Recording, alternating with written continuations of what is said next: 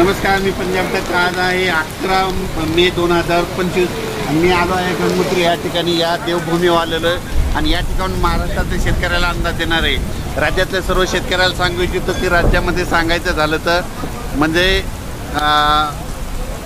राज्यामध्ये सांगायचं झालं तर 12 मे पासून उद्यापासून ते 20 मे पर्यंत राज्यात दररोज भाग बदलत मान्सून पूर्व अवकाळी पाऊस पडणार आहे, म्हणून हा अंदाज लक्षात घ्यायचा। राज्यातल्या सर्व शेतकऱ्याला सांगू इच्छितो की ज्यांचा कांदा असेल, हळद असेल, तुम्ही काय करा, झाकण्याची तयारी ठेवा, कारण की पावसाळ्यासारखा पाऊस पडणार आहे, म्हणून हा अंदाज लक्षात घ्यायचा।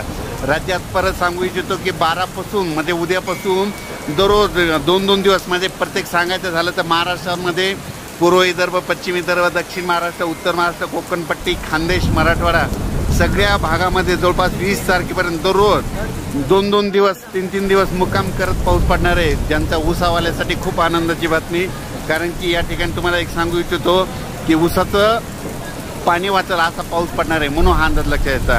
हा अंदाज मी देत आहे गंगोत्री धाम उत्तराखंडमध्ये। आज मी 11 मेला या ठिकाणी आलेलो आहे। या ठिकाणाहून मी या गंगोत्री धाम या देवभूमीहून या ठिकाणाहून अंदाज देत आहे, कारण की माझ्या महाराष्ट्रातल्या शेतकऱ्याचा कांदा उघड्यावर पडलेला आहे। त्यांना सगळ्याला विनंती की तुम्ही काय करा, झाकण्याची हळदीसुद्धा झाकण्याची तयारी ठेवा, कारण की राज्यामध्ये 12 मे ते 20 मे दरम्यान राज्यात मान्सून पूर्व अवकाळी पाऊस पडणार आहे।